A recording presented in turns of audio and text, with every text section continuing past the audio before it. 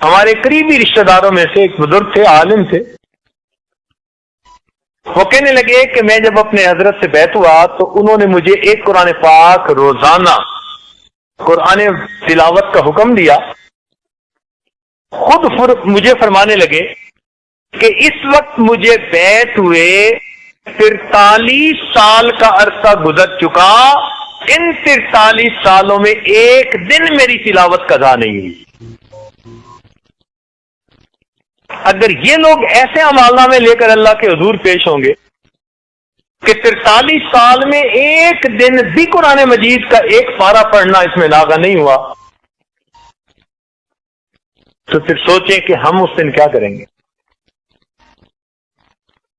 کرنے والے آج کے دور میں بہت کچھ کر رہے ہیں.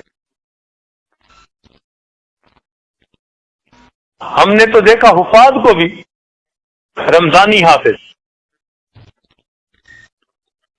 بس رمضان آیا تو دن رات کر کے کچھ بھاگ دوڑ کر کے کچھ کر لیا، اور اس کے بعد ان میں اور عام نوجوان میں کوئی فرق نہیں. ہمارے قریبی تعلق والے ایک دوست ہیں، ان کی والدہ صاحبہ قرآن مجید کی حافظ ہیں. اللہ تعالی کی شان، ان کو قرآن مجید اس طرح یاد ہے جس طرح کہ عام لوگوں کو سورہ فاتحہ یاد ہوتی ہے. جب چاہیں، جس وقت چاہیں، جہاں سے پوچھیں، ایک لفظ بولیں وہ اسی سے آگے پڑھنا شروع کر دیں. اللہ تیری شان.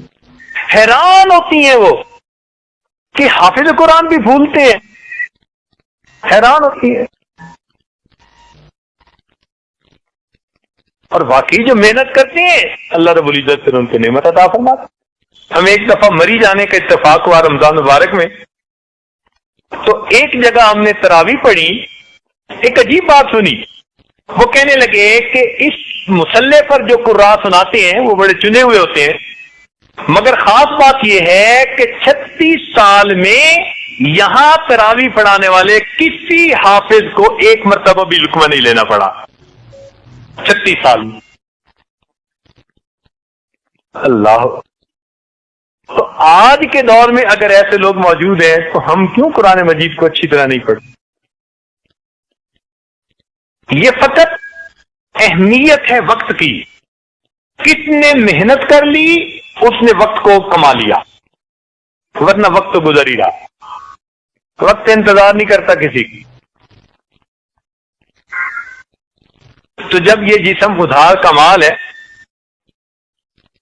ہمیں چاہیے کہ ہم اس سے جتنا زیادہ عبادت کر سکیں، نیکی کر سکیں، مخلوق خدا کی خدمت کر سکیں، دین کام کر سکیں، ہم اس کو خوب اللہ کے دین کے لیے ستائیں. فارغ رہنا خوشی کی بات نہیں ہے، عدیم الفرصت ہو جانا یہ خوشی کی بات ہے. فرصت ہی نہیں ملتی جی، اتنا دین کے کام میں انسان لگ جائے.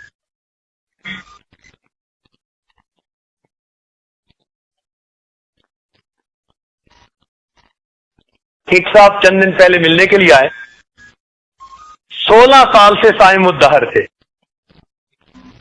16 سال سے متواتر روزے کی حالت میں زندگی گزری.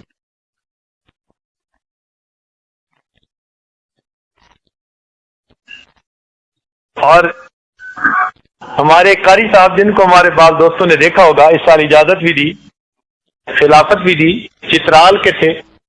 الحمدللہ ان کے زندگی کے اس وقت 23 سال گزر چکے. ایک دن روزہ، ایک دن افطار، ایک دن روزہ، 23 سال اس ترتیب پر وہ گزار چکے.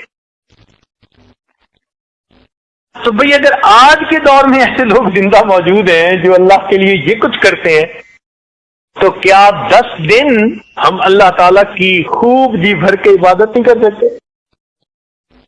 مقصد یہ مثالیں دینے کا اتنا ہی ہے کہ ہم جو نیت لے کے آئے اعتکاف کی، اب یہ 10 دن ہم جی بھر کے اللہ تعالیٰ کی عبادت کریں،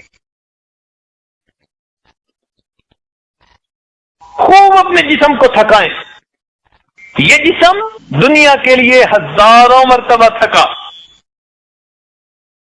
ہم نے راتیں دنیا کی خاطر سینکڑوں مرتبہ جاگ کے گزاری. اگر یہ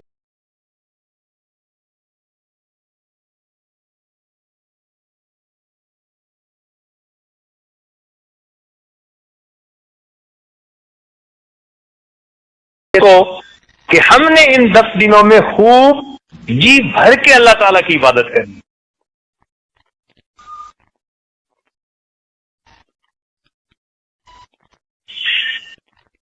اور ان 10 دنوں کے وقت کی قدر کریں.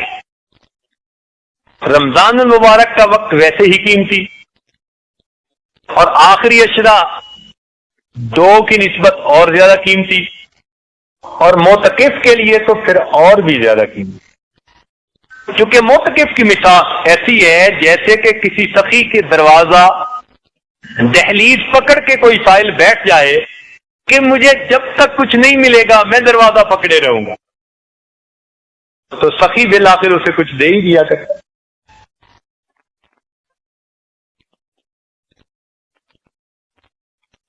ہمارے مشائخ نے فرمایا الوقت من ذهب وفضہ، وقت جو ہے نا وہ سونے اور چاندی کی ڈلیوں کی مانند ہے. استعمال کر لو تو چاندی بنا لو، اور زیادہ اخلاص کے ساتھ کرو تو سونے کی ڈلی بنے گی، اور اگر استعمال نہیں کرو گی تو مٹی کے ڈھیلے کی مانند گزر جائے. بلکہ بعض بزرگوں نے کہا الوقت